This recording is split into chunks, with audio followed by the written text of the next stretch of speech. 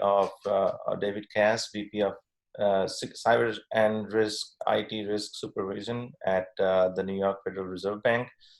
This is in continuation of a series of discussions that we've been having with leaders and executives, both in the cyber and business, to talk about the impact of the current pandemic. And there are so many situations that are evolving as we have been talking. And over the last few weeks, things have been taken a wider turn on the societal scale, and all that is going on around us is only calls us to do more and put all our efforts into getting a response to a more recovery and revival stage. And as we have spoken earlier, that we are all creatures of hope and aspiration. Most of our effort goes around securing the businesses, but as you can understand, overall the general environment impacts how our businesses, the new risks and threats and that we're exposed to. Today we will talk about not only just the response, but also the recovery part of it. David and I had a chance to catch up before. We have had actually a couple of conversations in light of preparation for this. And of course, we have been talking for a long time in terms of how we can work together. Has been a great source of inspiration and guidance. We have leaned on David's past experience at IBM and elsewhere, and is also the organizations that he has co-founded in educating and lawyers, law enforcement, judges, and a diverse background of both being a cybersecurity leader as well as a community leader within the cybersecurity industry. We are delighted to have you, David. I know these times are extremely challenging. And it is hard to tell what is information, what is misinformation. We just spoke about what you have been doing. You have been extremely busy in the last few weeks, probably more than anybody else, preparing his whole nation to respond to this financially as part of your role in the Reserve Bank. But more so, we'll lean on you and the leadership role that you have in the industry. And then let's talk about today's topic, the operating model of the CISOs and executives as they come back to the new normal. So, David, a little bit of introduction from your side, and then let's hear your thoughts before we go into a more interactive Q&A. Sure. So, Val, thanks for having me. Always a pleasure. So, David Cass, I'm VP of Cyber and IT Risk for the New York Federal Reserve Bank Supervision Group. So prior to that, I've been a longtime CISO, spent most of my career in financial services, as well as media and publishing as well. So I definitely appreciate you having me. I just need to make a small disclaimer saying, that any opinion I express today is mine and mine alone and does not reflect that of the Federal Reserve Bank of New York or the Federal Reserve System. So I'm actually, happy to be joining you today to kind of discuss, what is the new normal for CISOs. Oh, thank you and welcome, David. We have explored many topics in the last few weeks. This is probably the 8th iteration of our discussions around specifically the pandemic response. You and I spoke about last week around there was an initial surge of response mechanism that most of us kind of went to act to without having a playbook, right? But a lot of us were prepared, and we went on to kind of execute those playbooks. What is your immediate reaction coming back from the response and moving on to the recovery before we get into the new norm? Yeah, so I think it's kind of a very unique situation, because when you look at this pandemic, it's impacted all industries. Usually, when we see typical threats as CISOs and things like that, we see it kind of migrate from an industry segment to another industry segment. Now, all of a sudden, with organizations being forced to send all their workers home and kind of establish work from home capabilities, that created several challenges from the aspect of now all of a sudden you have a large remote workforce that maybe you didn't plan the capacity for, maybe you did. Other elements of it of now, all of a sudden, you have to figure out, well, how am I provisioning their equipment? Do I have enough equipment? Where do I get additional equipment?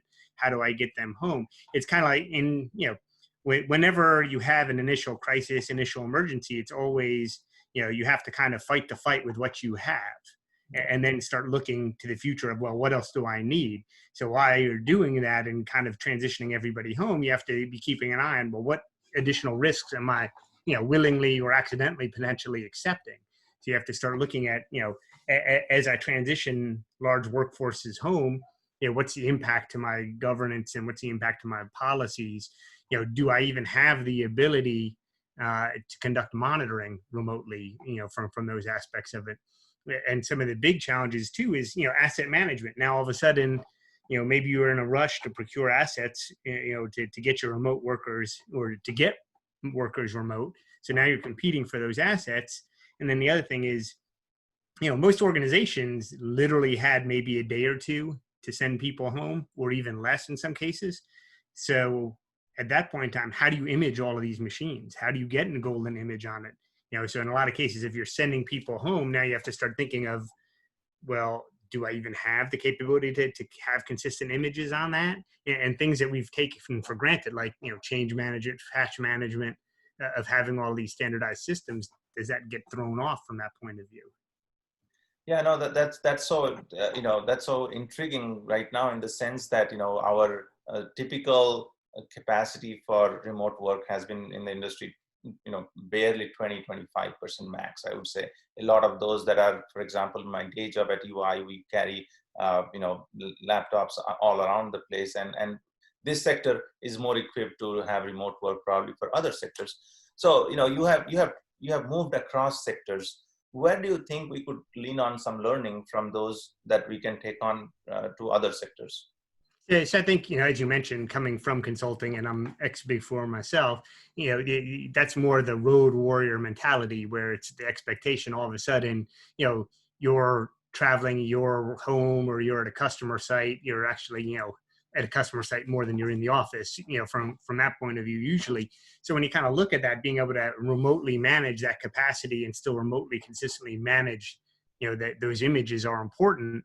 And I think the other aspects that have come up now is, organizations have had to transition workers in large amounts home. Some of them have even had to send desktops home, because now, remember, since this has impacted all industries, we're all competing for a finite amount of resources. So everybody's competing for, where do I get laptops? Where do I get, all of these other assets, to kind of get my people to be able to have this remote capability. So I think that's part of it. And I think, there's an expectation of patching and things like that to be able to continue. But as you mentioned, most organizations usually plan that maybe they have 25% of their workforce at home at any given time.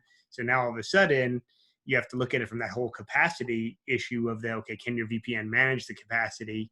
In some cases, can you even handle the volume of patching, or what alternatives do you have to look for? Because I think, there's some opportunities coming out of this that we can talk to a little bit.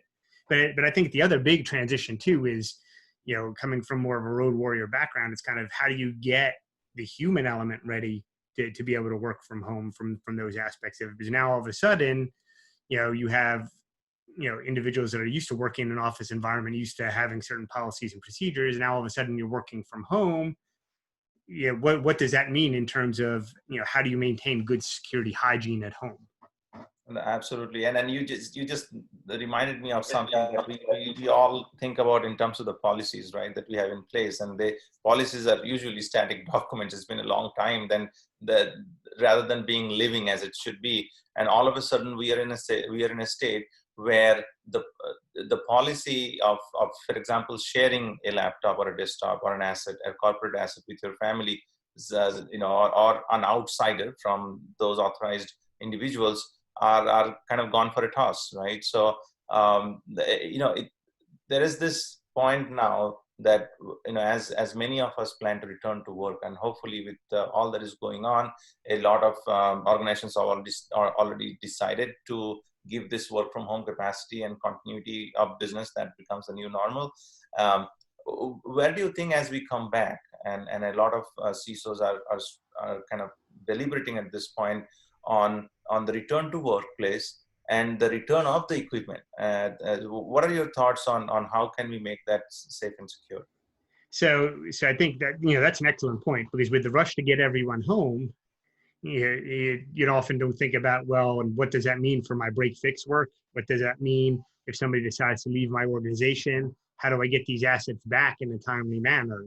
And so part of that is, now that you have a larger than normal workforce, how do you start, what do you need to do to support that additional load in addition to capacity? So as you mentioned, it's kind of revisiting the policy of, well, how do I get assets returned? How do I do break fix work? How do I, educate my help desk to deal with all these remote callers to make sure that they're not going to get phished or anything bad like that?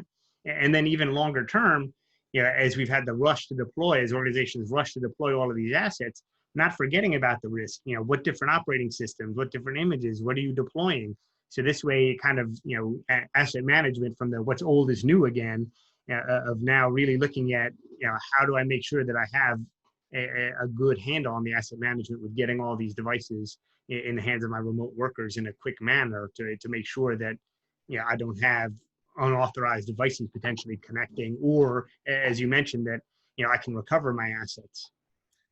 Yeah, and then that's absolutely where we are now. And in terms of return of people, another interesting aspect with at least some of the guaranteed paychecks that are out there for covering unemployment, right? That, especially in the small and medium business sectors, we are seeing people not returning back to work because maybe their paycheck is right now, the unemployment paycheck is more than what they are. So that's one aspect. The other aspect is, there has been also a lot of layoffs in different sectors and businesses, whereas they went home working for an organization and now they are not. And I understand there's both a technical as well as a business and a human aspect to it. What are your thoughts on addressing that? I think that's been bothering, and I've been in multiple forums now, and I've asked the same question. There's no right answer for that, but I would like to know your thoughts on how do you address this kind of imminent or continuing layoffs that are happening, and the assets and the business risk associated with that. So, I mean, I think, unfortunately, when you look at the fact that, again, since the crisis kind of impacted all industries, I think, when you take a look at how important and how big the service industry is, people don't really think about it until you have something like this, where now all of a sudden, you can't go to restaurants, you can't go to certain establishments, there are things that you can't, even from a banking point of view, some banks only have drive-throughs open, or only have their ATMs open. So it's really kind of revisited the fact that, organizations, even when they did pandemic planning and having, been part of pandemic planning back in the SARS days and things like that, we never really planned for an event where you have to send everybody home. I think there was always a consideration that, well, there would be people at the data center, there would be people that we would be able to maintain on site, or there would be alternative sites that we would be able to, it was never really viewed from the point of view, well, what happens if we, have to keep people at least 6 feet away from each other? So all of a sudden, the traditional pandemic plan has had to be greatly revisited from that point of view. And I think now, as organizations start to kind of enter the different phases based on where they are on the state and county by county count, it looks at, how do these organizations open back up safely? And the other element of it is, you have to look at people's willingness to venture out again, from that point of view, because I think there's a lot that people don't understand, where it's kind of that mixed bag. As organizations start working, going back to work, you need to be able to patronize them, but you also want people to feel safe going out, from that point of view. So I think, that's going to be a big challenge. And I think just from a work point of view, things that you guys are doing at Cyber Future Foundation, things that CWA is doing to really help kind of, educate, build up the cyber community and help get more people into the cyber workforce. I think from the point of view that, information security is fortunate from one of those areas where it's, still a full employment cycle.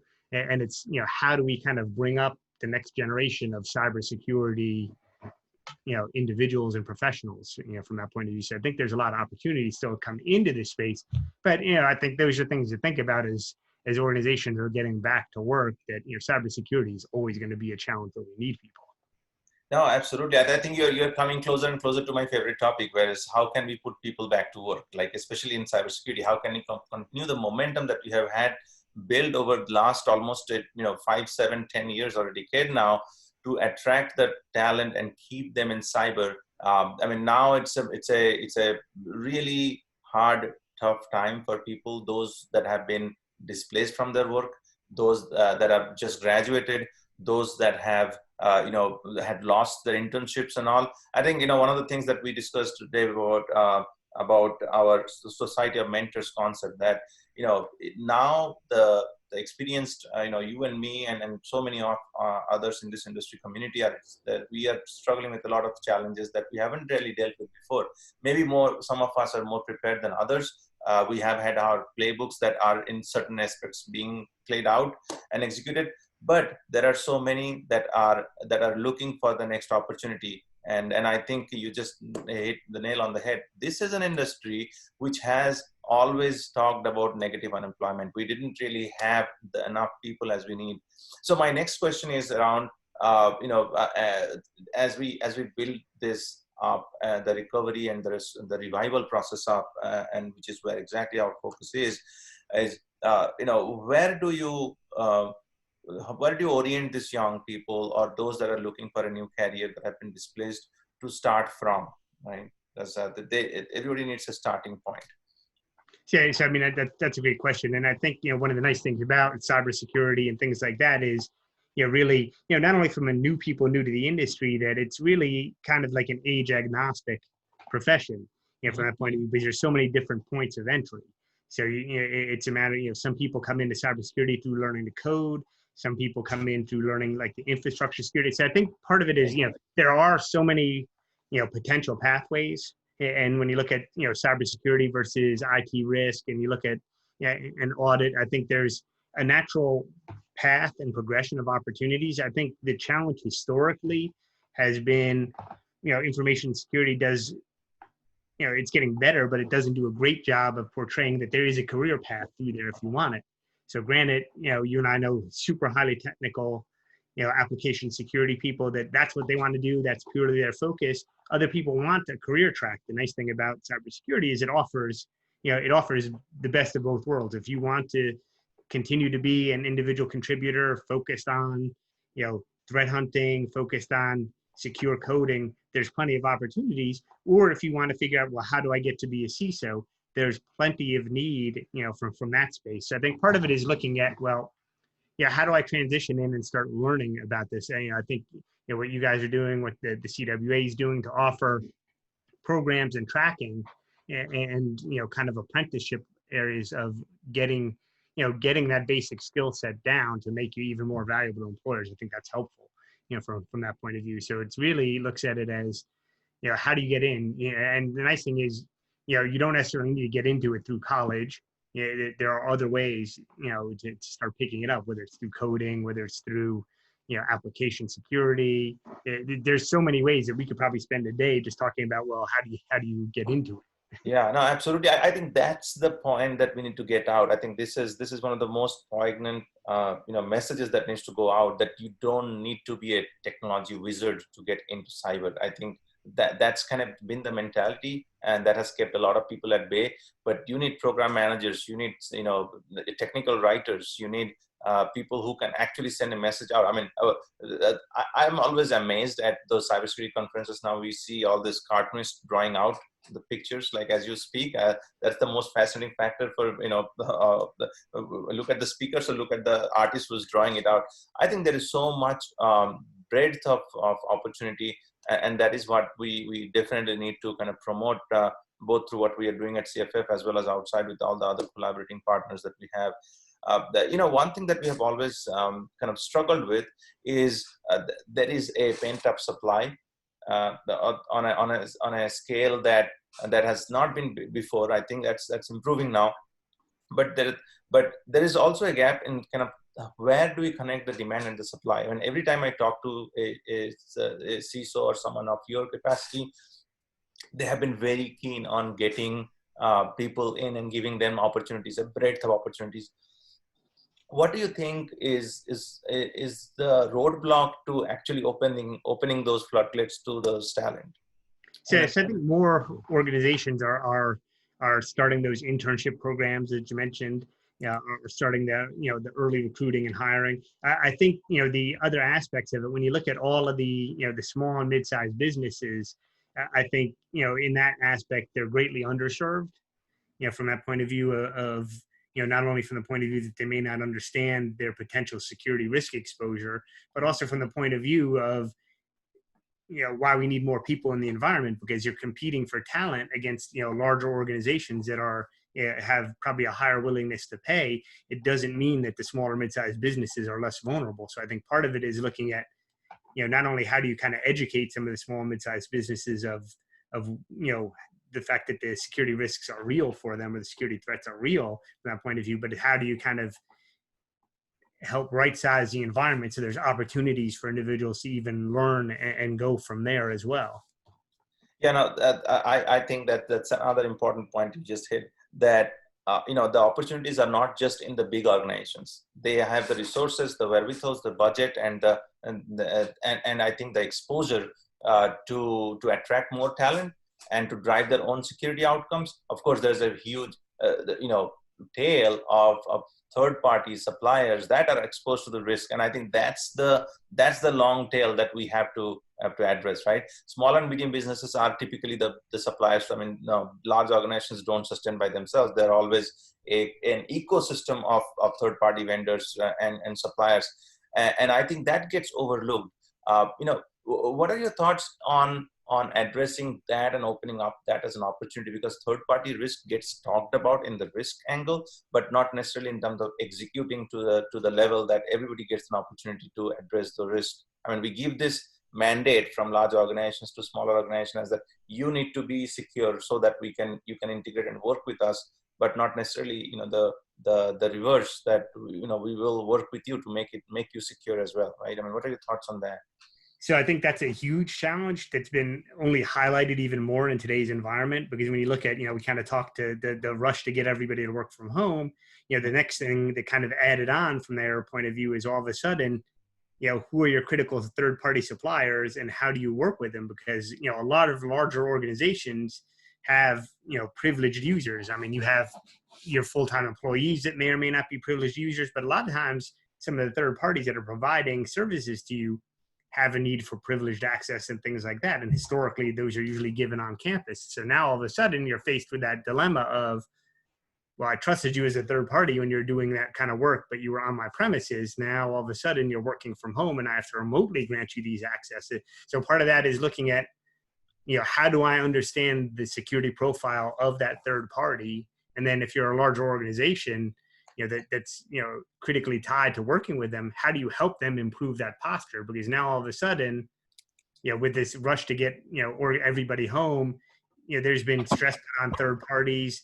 There's been not only stress on third parties to provide the services, but now all of a sudden to figure out, well, how does this change your security posture? Because as you mentioned, any of the sizable organizations that they're probably working with, the first question is, what are you doing from a security point of view as you're sending these people home? How are you educating your employees to work from home safely? So it comes with that whole, list of questions usually. And then part of it is looking at, well, how do you truly partner better to help, bring up that security profile? Because I think this has kind of put a focus on, the interdependencies now are better understood than ever, since, some organizations saw service degradation because, they were getting their teams home at different times from their third parties. And now all of a sudden it's came to the forefront.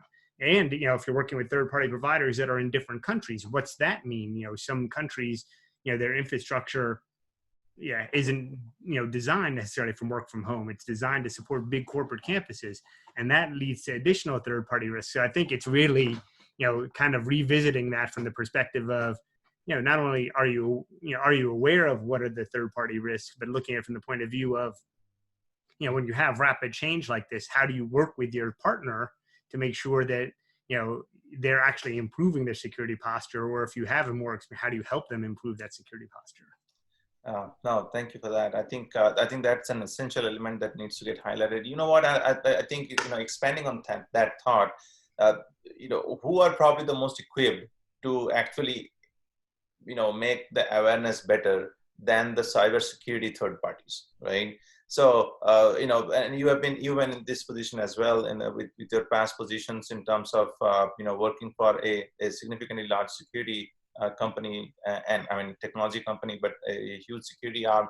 Where do you see the cybersecurity industry's role, and especially I'm talking about technology providers in this case, rather than trying to just get the CISOs, get also the business, get them engaged. Do you see that happening, or that's something that we could improve on? So I think, it's happening. I think it's probably happening a little bit faster now because, again, with the pandemic and the rush to get people home, now all of a sudden, as a CISO, you're still part of the business and have an obligation to support the business, but you want to make sure that they're thinking about, these risks appropriately.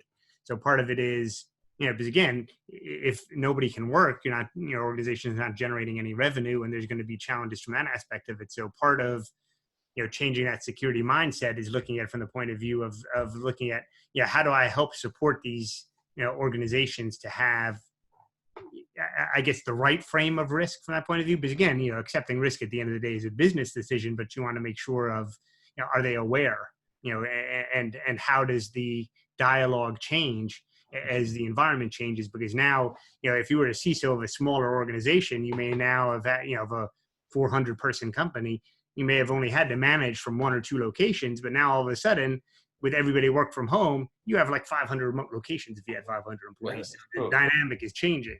Yeah, no, very much.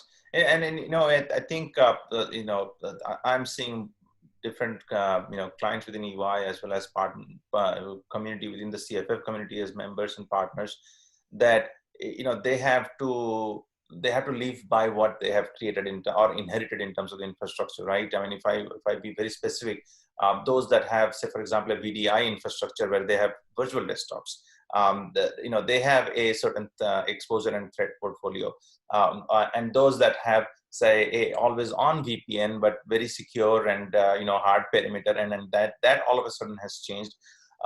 And then there's a whole third front out there, which have a full mixed bag of technologies that are out there. I mean, in an attempt to go best of breed, and I think there have been many organizations that have tried to go best of breed, but they're left with a mixed bag. And if I may, there's a fourth organization, I think fourth frontier coming, which have moved or are moving or in the middle of moving from an all on-premise to all cloud, right? Yeah. So do you think one or the other have a better chance of this for resilience? There are, of course, different kind of risk profiles associated with these different postures. But what is from your experience, what is your thought around where the security outcome is better and risks lesser? So, I mean, I kind of look at it like this from point of view. So, with any new challenge, there's always new opportunities, from that point of view. And, really deciding, what is best, several depends upon, what industry are you in? Mm-hmm. Are you in a highly regulated industry? Because even from within a highly regulated industry, you still have users that have to have a higher degree of monitoring than other users from that point of view. So I think, it's not only like just what solution is best. Part of it is a combination of when things like this happen rapidly, it's okay, I have to fight with what I have. So do I have the VDI? Because as you're transitioning everybody home, it's not going to necessarily be, let me try something brand new that I haven't had a chance to implement all of a sudden and get a large scale project rolling. So part of it is, let me get everybody functioning, and then let me look to see, how can I make these, improvements that'll help a longer time. So I think part of it is, organizations, as you mentioned, have had to deal with their existing infrastructures in place, challenges on that of, having to expand their VPN connections, having to expand, the VDI capability, but also, some organizations that maybe were on their cloud journey are starting to look at it from that point of view of, well, maybe how do I manage my endpoints through the cloud from a patching point of view? And you have to understand the risk then from that point of view. Are you all of a sudden now open to like split tunneling, and what kind of risk?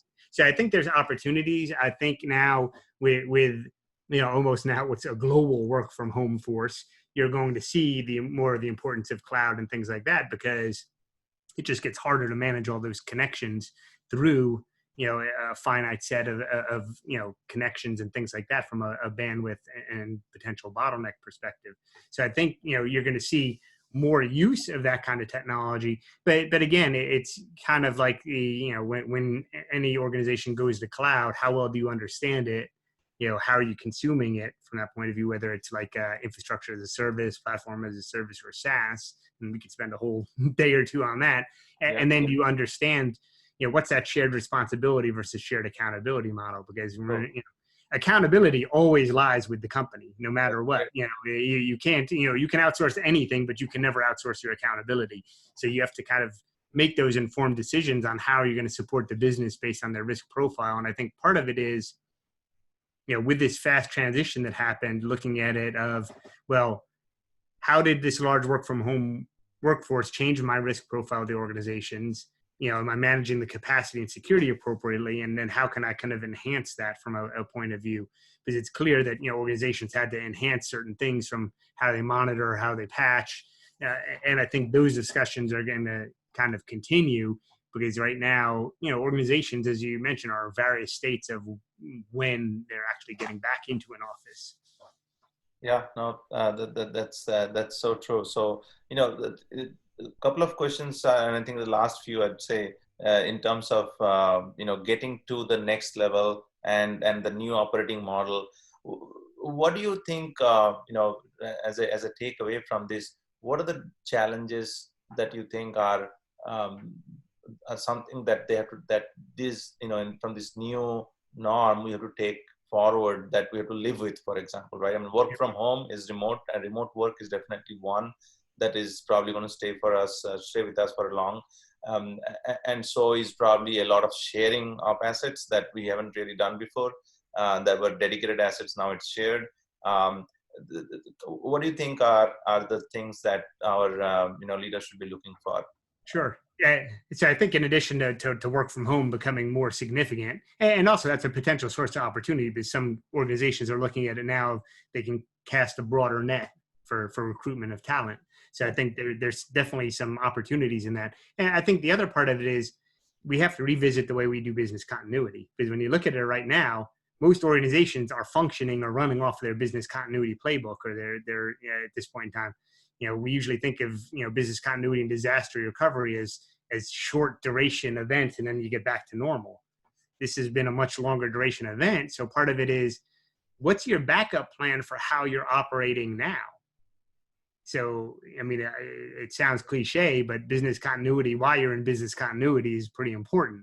So it's kind of, not only you have to revisit it, but you have to take a look at, okay, based on the fact that how my whole workforce and organization has changed, what could go wrong now? Am I subject to hurricane season? Am I subject to, loss of a fiber?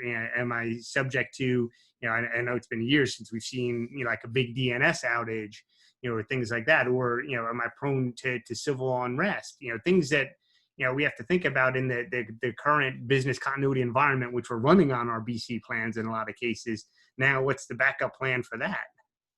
Right, and this is probably one of the highlights that we have been carrying from program to program and session after session, is that the things that were last and now last thing is fast. And because business continuity, disaster recovery, the tabletop exercise that we always talked about, didn't really get as much attention and funding as now. Now, who has done it and is better prepared than whoever has not, right? So there is a division right there for a learning that to take on and make it happen now.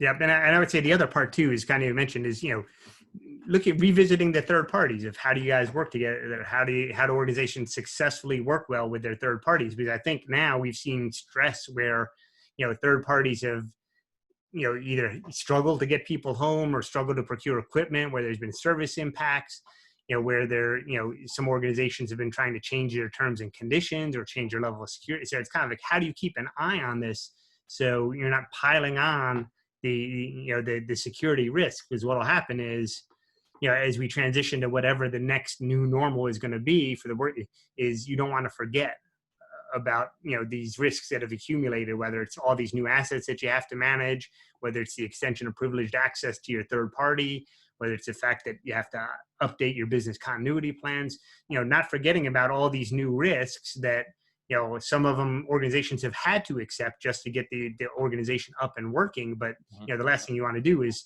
start accumulating all of these small risks to find at the end of the day, you have a large exposure, that goes unaddressed as you transition back to whatever the next new normal is going to be for working. So part of it is, making sure that whether you're capturing on your risk register or capturing it as part of your new planning, how do you address these things going forward? So, it doesn't become a major audit finding or a major outage later. Yeah, no, absolutely. I think that's a great lesson and takeaway to kind of come to the conclusion of this program. Well, 35 minutes just passed away very, very fast, David. I wish we could talk. We would continue to talk for longer, but I think that there's few significant takeaways we will have from this conversation, and our past ones to take forward in terms of action. I think one is definitely that we need to be reassessing our position where we are with respect to the different challenges and times in terms of the distribution of assets and recovering that and coming back to the new workplace. We also need to rehash some of the business continuity planning. We need to rehash our our preparation for this coming back again. Maybe another, and I think another wave comes, for pandemic comes, and then we have to be prepared for that. And most importantly, harness the human talent we got now. The opportunity is there and presented itself in terms of giving people, the new challenges, new tasks, bringing new people into the cybersecurity platform. I'm sure we'll continue to have this conversation, David. It was great to have you. Thank you for joining us today, and looking forward to working with you. I think we have so many frontiers to kind of go break.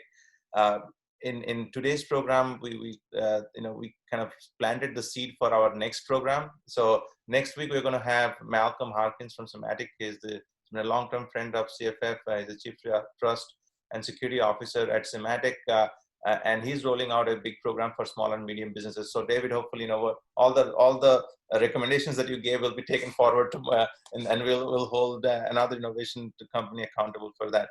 But thank you for joining us. This recording will be available to everyone on YouTube. So if somebody's not able to join, and be safe, be healthy. To you, David, to everyone on the call, and to the community. I know we are going through a lot of change and tumult. Hopefully, this will subside. Be careful of the misinformation and disinformation that's going on. And again, let's fight for the right cause. But I know this community has a lot of leadership quality to inspire people for that. So thank you, and have a good rest of the day. Thanks again for having me. Always a pleasure to have a conversation with you. Of course, David. Thank you so much.